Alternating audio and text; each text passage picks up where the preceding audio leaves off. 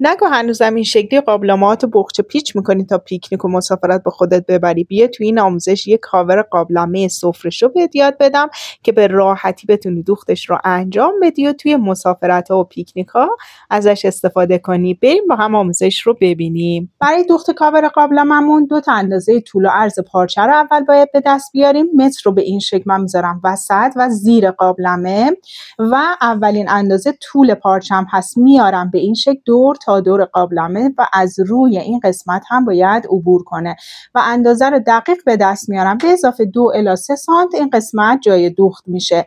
اندازه دوممون به این شکل هست. ببینید سمتی که دسته های کار هست هم باید اندازش رو در بیاریم. متر رو میذارم وسط کار زیر قابلمه و تا زیر دسته به این شکل اندازه رو به دست میارم که این اندازه رو میتونید به اضافه 1 سانت جای دوخت کنید یا همین اندازه رو به عنوان عرض پارچه در نظر بگیرید. یه پارچه برای آستر یه لایه پشم شیشه برش زدم به اندازه 72 سانتی متر در 43 سانتی متر که من قسمت طول رو 3 سانت اضافه کردم و به قسمت عرض هم 1 سانتی متر اضافه کردم. حالا پارچه روی کار رو شما میتونید مثل آستر یک تکه برش بزنید یا اینکه اگر دوست داشتید مثلا من پارچه رویتون از 2 تا طرح پارچه باشه میتونید به این شکل اندازه بزنید.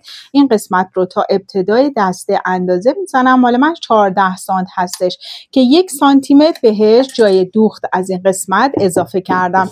2 تا 15 سانت در عرض کارم برش زدم و هر اندازه‌ای هم که باقی موند برای پارچه قسمت وسط کار برش میزنیم. فقط به وسط از 2 طرف اندازه جای دوخت رو اضافه کنید. پارچه وسط من 42 در 43 سانته و 2 تا پارچه کناری من 15 در 43 سانت هستش. 2 تا پارچه هم برای دسته کار احتیاج داریم. طولش با توجه به اندازه کاور قابلمه شما میتونه متفاوت باشه. اینجا برای من 52 سانت هستش در عرض 9 سانتی متر که عرض 8 سانت هم میتونید بگیرید. 2 تا هم پشم شیشه براش برش زدم و اندازه همون طولم در عرض 2 سانت و نیم.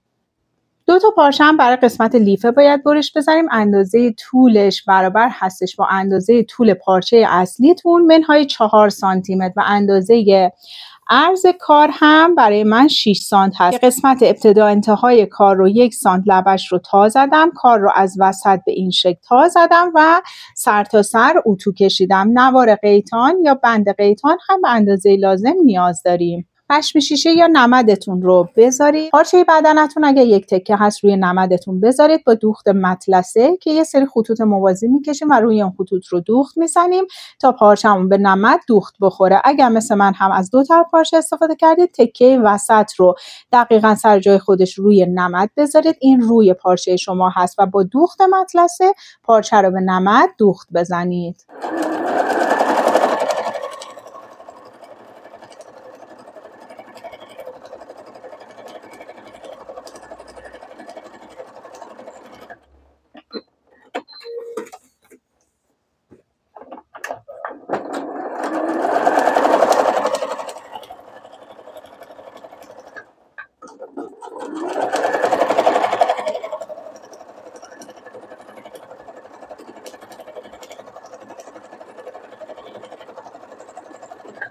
برای دسته کار لبه پارچه رو به این شکل به سمت رو تا میزنم و نمدی که برش زدم هم به این شکل روی قسمت دولای بسته میذارم و ابتدا و انتهای این قسمت رو دوخت میزنم.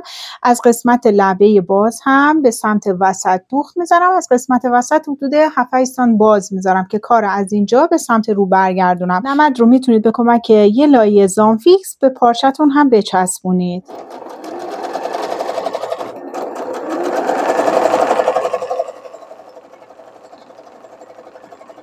2 تا لبه این قسمت رو دوخت زدم. از وسط هم دوخت زدم و این قسمت رو باز گذاشتم. یه مقداری میام کار رو سبک میکنم. این دوخت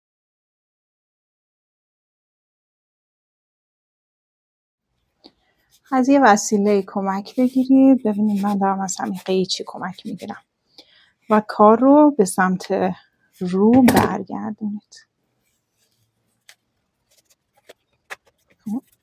طرف دیگه هم باز همین شکل رو برگردونید.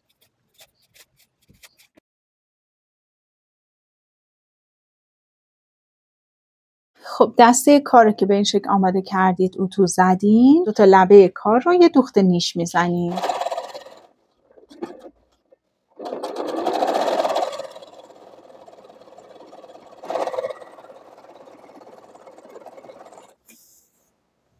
به این شکل ببینید من با دوخت مطلس پارچه رو به نمدم وصل کردم. حالا میام وسط این 2 تا قسمت رو پیدا میکنم.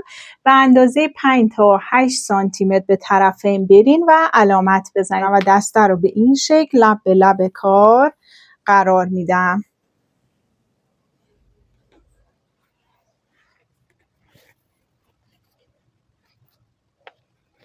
دسته رو روی کار به این شکل ثابت میکنم. میرم این 2 تا قسمت رو دوخت میزنم. اگر نوار کتان، تور یا هر چیزی اینجا خواستین دوخت بزنید میتونید توی این مرحله دوختش رو انجام بدید. بعد پارچه تهدارم رو میارم میذارم روی پارچم لب به لب کار از 2 طرف به همین شکل. ببینید پارچه اصلی رو میذارم روی کار لب به لب این قسمت و 1 سانت این قسمت رو دوخت میزنم.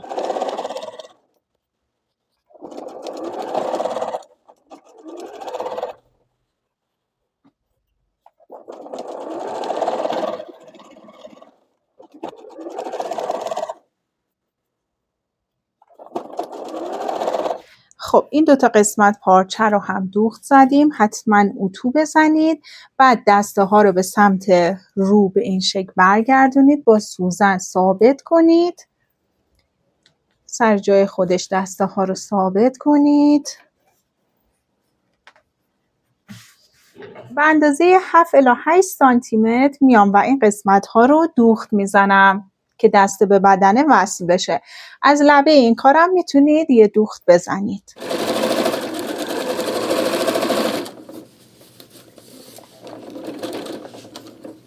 اینجا سوزن داخل، پایه رو بلند میکنم، پارچه رو میچرخونم و دوخت میزنم.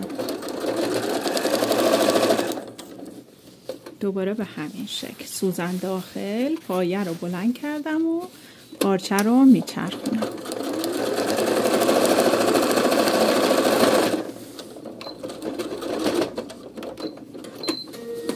به این شکل ببینید دسته رو به بدنه دوخت زدم.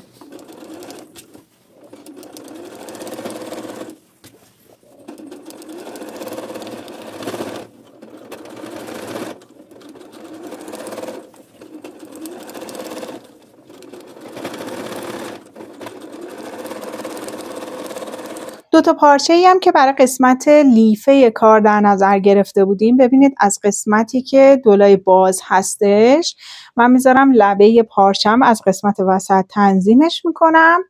گفتم از 2 طرف باید به اندازه حدود 2 الی 3 سانتی متر فاصله داشته باشه و این 2 تا قسمت رو هم با فاصله نیم سانت دوخت میزنم.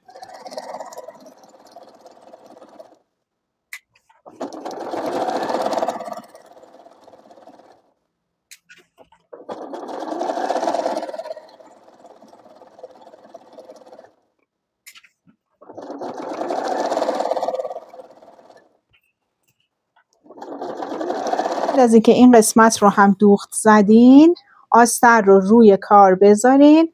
ببینید روی آستر به سمت روی پارچه اصلی هستش. دسته ها رو به سمت داخل ببرید و دور تا دور این قسمت ها رو دوخت میزنم. از یکی از قسمت ها به اندازه 10 سانت تا 15 سانت باز میذارم برای برگشت کار.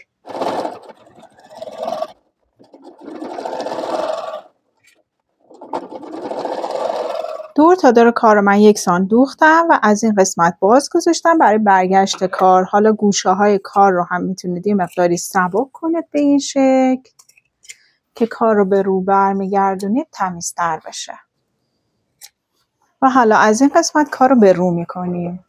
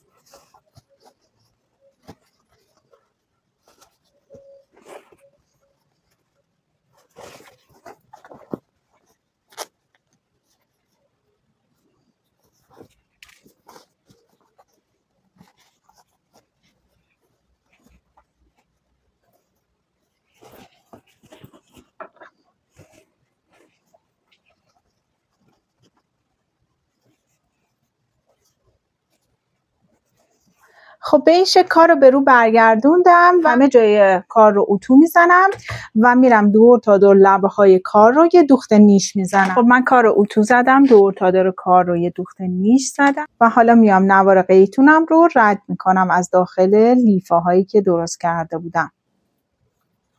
خب به این شکل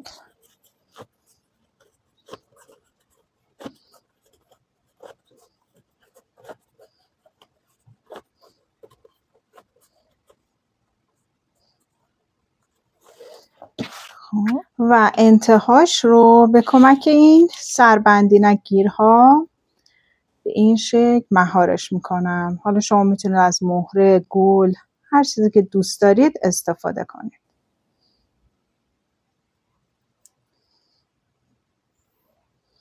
من حالا سمت دیگرم انجام میدم.